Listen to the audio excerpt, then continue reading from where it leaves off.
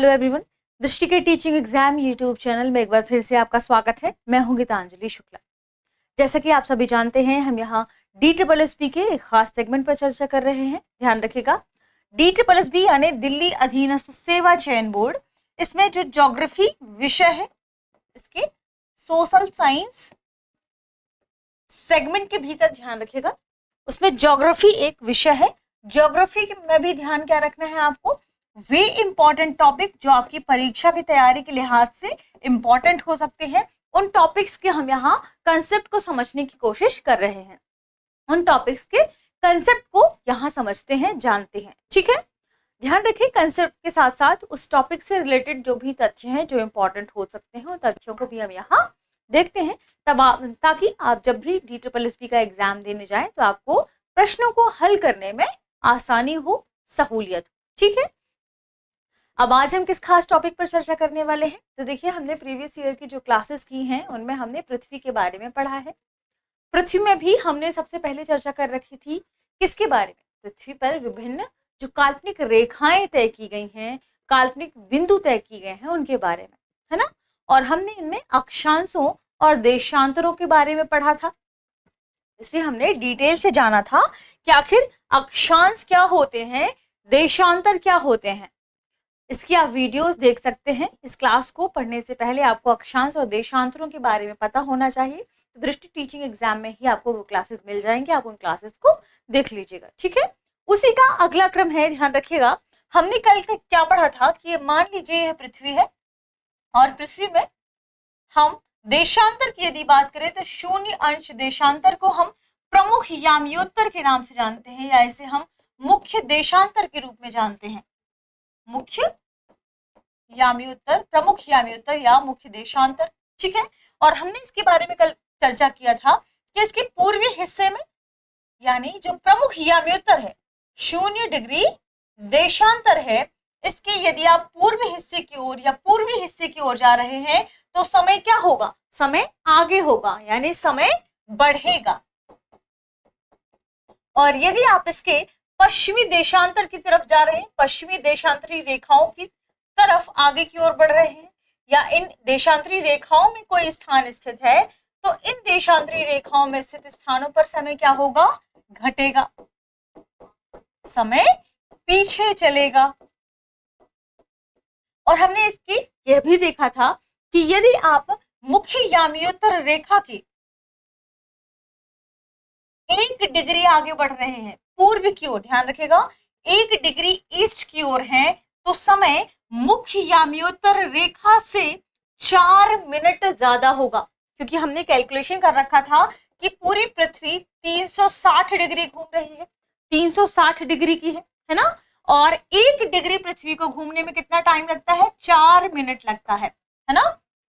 और यह भी देखा था कि इसी 1 डिग्री के हिसाब से, 1 अंश के हिसाब से, यदि कोई व्यक्ति पूर्व में 15 अंश पर है या 15 अंश देशांतर पर है, तो मुख्य याम्योत्तर में जो समय होगा उस समय से 1 घंटा प्लस होगा। कहां पर, 15 डिग्री ईस्ट में, 15 अंश पूर्व में देशांतर रेखा की यदि हम बात करें तो वहां पर समय मुख्य देशांतर रेखा में जो समय है उससे 1 घंटा प्लस होगा, है ना।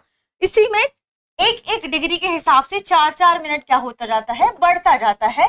यानी यदि आप 30 डिग्री ईस्ट में होंगे, देशांतर में होंगे, मान लीजिए आप कि 30 अंश पूर्वी देशांतर में है, तो यहां समय क्या हो जाएगा, 2 घंटा प्लस होगा। किसकी तुलना में, यदि आप मुख्य याम्योत्तर में जो समय है उस समय से तुलना करते हैं तो। ठीक है, अब यहां पर बात निकलकर सामने आती है मानक समय की, यानी स्टैंडर्ड टाइम की, कि आखिर यह मानक समय की अवधारणा कहां से आती है।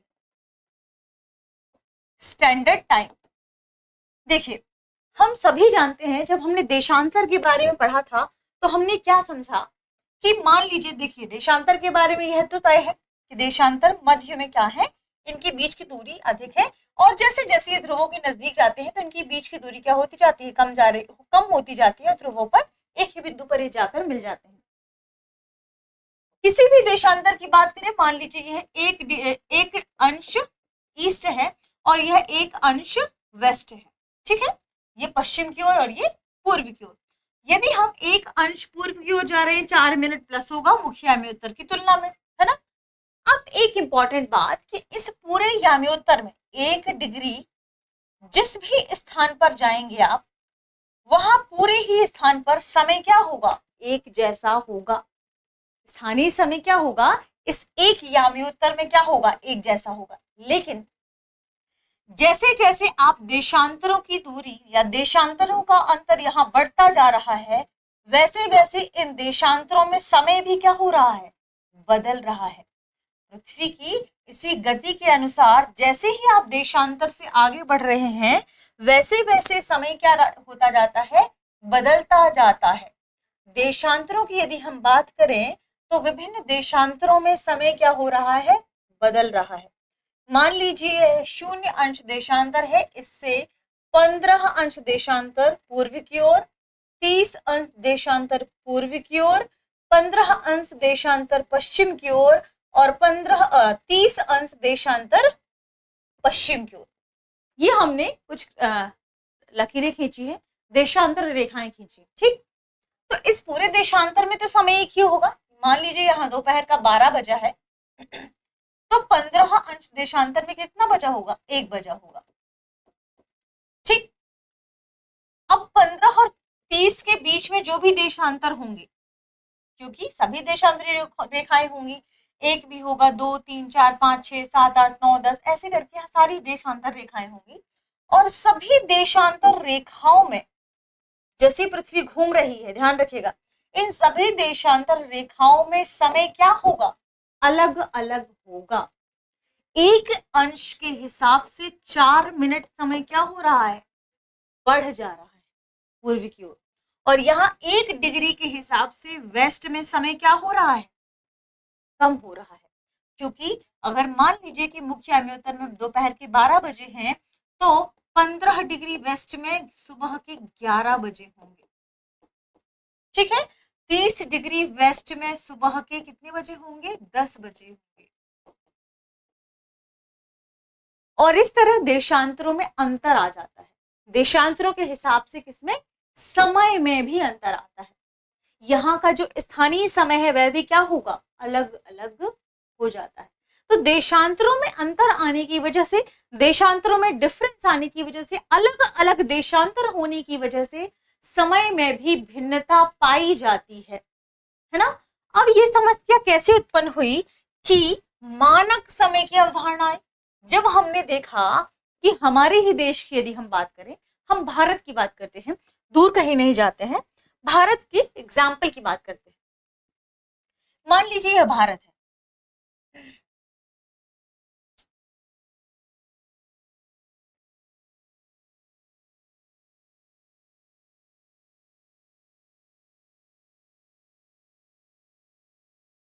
ठीक। और यदि हम भारत की मैप की ही बात करें और इसे ही यदि हम समझने की कोशिश करें, तो आप पाएंगे कैसे कि भारत का जो पूर्वी हिस्सा है सबसे, ये भी किसी ना किसी देशांतर से होकर गुजर रहा है। पश्चिमी हिस्सा, माफ कीजिएगा, भारत का जो पश्चिमी हिस्सा है ये भी किसी ना किसी देशांतर से होकर गुजर रहा होगा। और फिर इसके ऊपर बहुत सी देशांतरी रेखाएं होंगी, है ना। और इस हर देशांतर रेखा में समय भी क्या होगा, अलग अलग होगा। समय क्या होगा, अलग अलग होगा, ठीक है। और यह सबसे पूर्वी हिस्सा, सबसे पूर्वी हिस्सा, यदि हम पृथ्वी में, यदि हम वर्ल्ड की बात करें, यह है वर्ल्ड मैप, यदि हम वर्ल्ड मैप की बात करें तो देखिए इस पूरी पृथ्वी में जितने भी देशांतर मौजूद हैं उनमें यदि हम भारत को देखें तो भारत यहां पर है, ये, ठीक है। और मोटे तौर पर यदि हम भारत के देशांतरों की बात करें तो लगभग 68 से लेकर लगभग 97 देशांतर के बीच में भारत स्थित है। कितने, 68 देशांतर से लेकर 97, ध्यान रखिएगा, लगभग 68 देशांतर। लेकिन कहां पर? वर्ल्ड मैप में देखिए, यदि हम इस वर्ल्ड मैप में देखें तो पृथ्वी कहां पर है? ये है ट्रॉपिक ऑफ कैंसर। ठीक इसके नीचे क्या है? विषुवत रेखा, इक्वेटर, यानी 0 डिग्री अक्षांश। और 0 डिग्री अक्षांश के, ये देखिए 0 डिग्री अक्षांश, और इसके ऊपर है भारत। 0 डिग्री अक्षांश के ऊपर है, यानी भारत कहां पर है? उत्तरी गोलार्ध में। और उत्तरी गोलार्ध में होने के साथ साथ एक और खास बात कि यदि हम ब्रिटिश वेधशाला की बात करें जो कि यहां से होकर गुजरेगी, तो यहां पर क्या है? 0 डिग्री देशांतर, 0 डिग्री देशांतर। और यहां यदि 0 डिग्री देशांतर है, इसका मतलब क्या है कि भारत एक तो उत्तरी गोलार्ध में स्थित है, एक तो उत्तरी गोलार्ध में स्थित है, और दूसरी बात कि भारत पूर्व में स्थित है। यदि ये होगा पश्चिमी देशांतर, ये होगा पूर्वी देशांतर, क्योंकि ग्रीनविच लाइन यानी 0 डिग्री देशांतर को हम प्रमुख यामी उत्तर मानते हैं, और इसके पूर्व के स्थित जितने भी देशांतर है उन्हें हम क्या कहते हैं? पूर्वी देशांतर, जहां पर समय प्लस होता है। और इसके पश्चिम में स्थित जितने भी देशांतर है उन्हें हम पश्चिमी देशांतर के तौर पर जानते हैं, जहां समय माइनस होता है। किसकी तुलना में? प्रमुख यामी उत्तर की तुलना में। इस तरह भारत के बारे में हम क्या लिख सकते हैं कि भारत लगभग 68 डिग्री या 68 अंश ईस्ट में स्थित है, और 68 अंश ईस्ट से विस्तारित होकर यह लगभग 97 अंश, ध्यान रखिएगा, लगभग 97 अंश ईस्ट पर ही स्थित है। 67 ईस्ट से शुरू होकर 97 ईस्ट तक। क्यों? क्योंकि 0 डिग्री देशांतर के भारत पूर्व में स्थित है। यह हुआ ईस्ट वाली बात, ठीक है, यानी समय का क्या होगा? भारत के संदर्भ में प्लस होगा। अब यहां पर जो मानक समय की बात आती है, मानक समय की चर्चा क्यों की गई? मानक समय की चर्चा इसलिए की गई कि हम देख रहे हैं कि 1 डिग्री भी यदि आप देशांतर में आगे बढ़ते हैं तो 4 मिनट समय बढ़ जाता है। और भारत की यदि हम बात करें तो 67 से 97 के बीच में लगभग, मानिए लगभग आप देखिए 30 डिग्री देशांतर का डिफरेंस। यदि हम लगभग मानकर चलें, हालांकि 29, ठीक है, लेकिन लगभग 30 डिग्री का अंतर है। और लगभग यदि आप 30 डिग्री मानिए, चूंकि हमने 67 से यदि 97 एग्जैक्ट लिया, यदि एग्जैक्ट लिया तो यह अंतर कितने का हो गया? मान लीजिए यहाँ पर 29 है, 29 डिग्री है, ठीक है। अब यह समय कितना हुआ? हमने क्या देखा था कि 15 डिग्री में 1 घंटा होता है। यहां पर लगभग कितना और अधिक होगा? लगभग मान लीजिए 14 डिग्री है। तो आप क्या पाएंगे कि 1 घंटा और लगभग 45-50 मिनट का डिफरेंस हो जाएगा। कहां से कहां के बीच में? भारत के पूर्वी हिस्से से भारत के पश्चिमी हिस्से के बीच में। अब ये जो 2 घंटे का डिफरेंस है भारत में, हम भारत की ही बात करेंगे, क्योंकि कि भारत के यदि हम पश्चिमी हिस्से की बात करें और यदि हम पूर्वी हिस्से की बात करें, तो इस पूरे देशांतरों के बीच में भारत के समय की बात करें तो 1 घंटा लगभग 45 मिनट का डिफरेंस आएगा पूरब से पश्चिमी हिस्से के बीच में। और भारत में रेलगाड़ियां पूरे क्षेत्र में चलती हैं, है ना, पूरे क्षेत्र में चलती हैं। पश्चिम से पूर्व भी चलती हैं, उत्तर से दक्षिण भी चलती हैं, पूर्व से पश्चिम भी चलती हैं। अब यहां पर क्या समस्या आएगी कि जब यहां पर दोपहर के 12 बजे होंगे, है ना, दोपहर के 12 बजे होंगे, तो आप 15 डिग्री देशांतर इस तरफ, दोपहर के यहां पर 11 बजे होंगे, 15 डिग्री इस तरफ कितने बजे होंगे? 11 बजे होंगे। तो जो ट्रेन यहां पर 12 बजे निकलती है उसके लिए यहां का समय क्या है? 11 बजा है। तो इस समस्या से बचने के लिए कि ट्रेन के लिए हमें हर एक राज्य में अलग अलग समय सारणी ना बनानी पड़े, अलग अलग समय सारणी से हम बच सकें, क्या तय किया गया कि क्यों ना हम भारत में ही कोई एक मानक समय मान लेते हैं। मानक समय की अवधारणा यहीं से शुरू हुई। और ये पूरी दुनिया में मान्य है। ध्यान रखिएगा, ये बात पूरी दुनिया के लिए है। जितने भी देश जो बहुत अधिक देशांतर तक विस्तारित हैं, उन देशों में मानक समय बहुत सारे हैं। जैसे हम बात करें यदि रूस की, तो रूस का विस्तार आप देखिए, वर्ल्ड मैप में ही आप देख सकते हैं। रूस का विस्तार देखिए, कितनी क्षेत्र, यहां से लेकर रूस का विस्तार यहां तक है। और इसलिए चूंकि बहुत अधिक ये फैला हुआ है देशांतरों में, लगभग देखिए यहाँ पर 28 से शुरू हो जाएगा और यहाँ कहाँ जा रहा है, 28 से देखिए 180 देशांतर की ओर जा रहा है ईस्ट। तो इसके लिए तो बहुत अधिक समय की जरूरत होगी। तो रूस में 11 मानक समय है, 11 मानक समय है। और हम भारत की बात करते हैं, चूंकि भारत में बहुत अधिक विस्तार नहीं है देशांतर का, लगभग 30 है, 30 देशांतर है। तो इसलिए भारत के लिए मानक समय तय करने के लिए एक देशांतर खींचा गया जो भारत के बीचों बीच से होकर जाता है, 82.5 डिग्री देशांतर, जिसे क्या कहा गया, 82.5 डिग्री देशांतर। चूंकि हमने क्या देखा कि 68 देशांतर से शुरू हो जाता है, लगभग 97 देशांतर तक जा रहा है। अब 68 और 97 के बीच में ऐसा कौन सा देशांतर होगा जो लगभग बीच में होगा, तो पाया गया 82.5।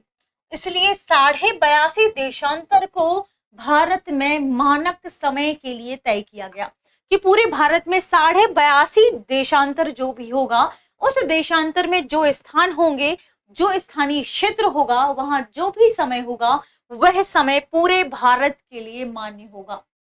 इसलिए भारत का मानक समय, भारत के लिए स्टैंडर्ड टाइम, ध्यान रखेगा, 82.5 डिग्री, ध्यान रखें, 82.5 डिग्री 30 मिनट इसे तय किया गया। 82.5 डिग्री 30 मिनट, यह जो देशांतर है, यह भारत के लिए मानक देशांतर है। ठीक है, तो 82.5 डिग्री 30 मिनट आपको बताना है कि किस क्षेत्र से होकर गुजरता है। खासतौर पर कुछ राज्यों की पास या राजधानियों के नजदीक से होकर गुजरता है। आपको बताना है राज्य कौन कौन से हैं, उनकी राजधानियां कौन कौन सी है।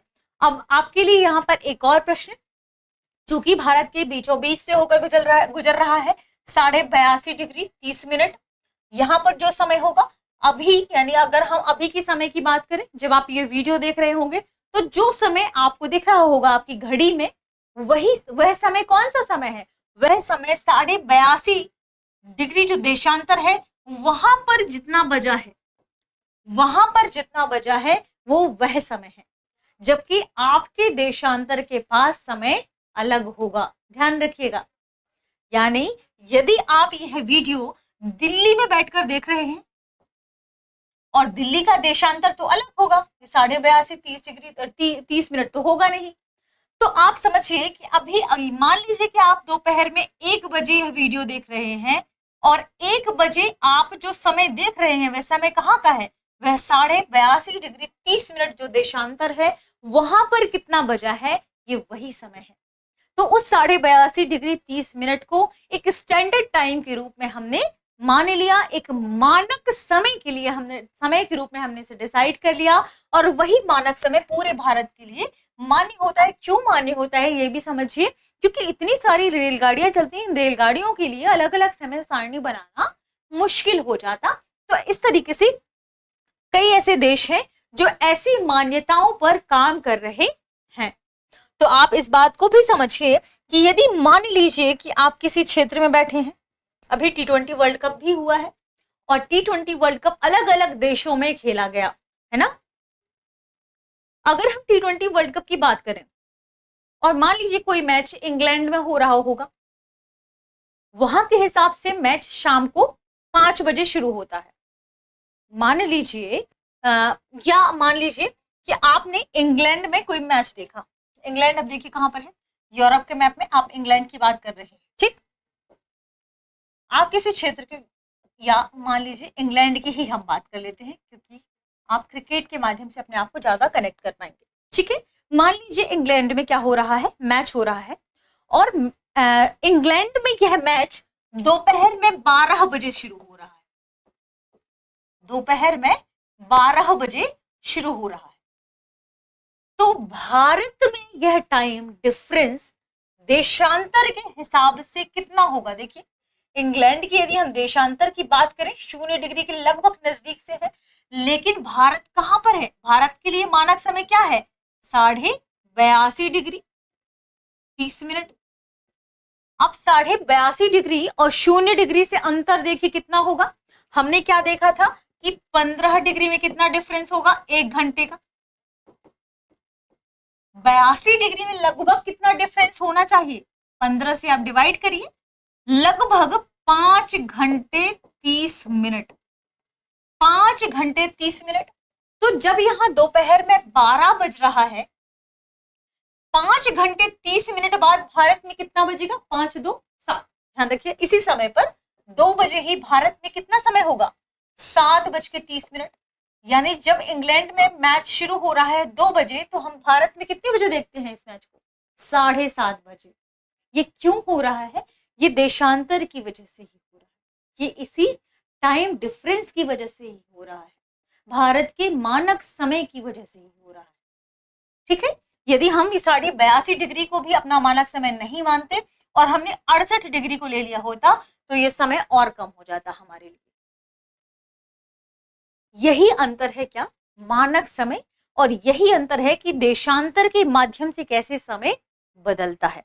तो हमने जो भी चीजें देखी वो अभी तक हमने क्या देखा कि 0 डिग्री देशांतर की पूर्व वाला देखा, क्योंकि भारत कहीं ना कहीं 0 डिग्री देशांतर के पूर्व में स्थित है पूरी तरीके से। लेकिन जब हम बात करेंगे अमेरिका के संदर्भ में, या हम बात करते हैं कनाडा के संदर्भ में, ध्यान रखिए, यदि हम कनाडा के संदर्भ में बात करते हैं तो चीजें यहाँ भी बदल जाएंगी। क्यों? क्योंकि ये इसके पश्चिमी हिस्से में स्थित है, तब समय माइनस में चलेगा। माइनस में चलेगा, मान लीजिए कि कोई ऐसा क्षेत्र है, हम लेते हैं कौन सा इलाका? हम लेते हैं अमेरिका में ही, यूनाइटेड स्टेट ऑफ अमेरिका के किसी पूर्वी राज्य की। ठीक है, पूर्वी राज्य कहां पर होगा? पश्चिमी हिस्से में होगा। तो ये कहां पर स्थित है? देखिए, लगभग 70 डिग्री में, लगभग 70 डिग्री में। ठीक है, 70 डिग्री में माइनस होने की वजह से जैसे ही मान लीजिए इंग्लैंड में जो मैच 2 बजे शुरू हुआ, यहां 70 डिग्री में कोई स्थान स्थित है, तो यहां पर यह जो मैच है वह कितने बजे शुरू हुआ माना जाएगा?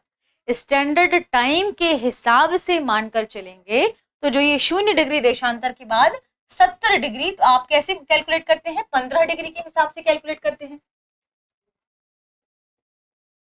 15 डिग्री यानी 1 घंटा। 1 घंटा क्या हो गया? यहाँ माइनस होगा, क्योंकि अब हम कहा वेस्ट की तरफ आ रहे हैं, अभी हम ईस्ट की तरफ कैलकुलेट कर रहे थे, है ना? तो मान लीजिए कि 15 70 के हिसाब से कितना होगा? 75 डिग्री में 5 घंटे होंगे। 5 घंटे। अब आप इसमें से 5 डिग्री कम कर लीजिए, यानी 4 के हिसाब से 20 मिनट कम कर लेंगे, तो कितना होगा? ध्यान रखिएगा, कितना? 5 घंटे में से 20 मिनट आपको कम करने हैं। 4 घंटे 10 मिनट। 4 घंटे 10 मिनट पहले यहाँ कितना बचा होगा? अब आपको 2 बजे में से 4 घंटे 10 मिनट कम करना है। जो समय होगा वह यूनाइटेड स्टेट ऑफ अमेरिका के पूर्वी राज्यों का समय होगा। वहां पर जब इंग्लैंड में मैच 2 बजे शुरू हुआ, वहां का समय वह होगा। 2 बजे से आपको 4 घंटे 10 मिनट कम करना है, तो जो समय होगा वह क्या होगा? यूनाइटेड स्टेट ऑफ अमेरिका के पूर्वी राज्यों का समय। इस तरीके से आपने पूर्वी क्षेत्र में स्थित जो भी समय सारणी है, कैसे देशांतरों के हिसाब से मानक समय तय किए जाते हैं, इसे समझने की कोशिश की है। और यह भी देखा कि कैसे समय का निर्धारण किया जाता है, कैसे मानक समय स्टैंडर्ड टाइम को चुना जाता है, सेट किया जाता है। ठीक है, चलिए मिलते हैं अगली क्लास में। तब तक आप पढ़ते रहें, रिवीजन करते रहें। शुक्रिया।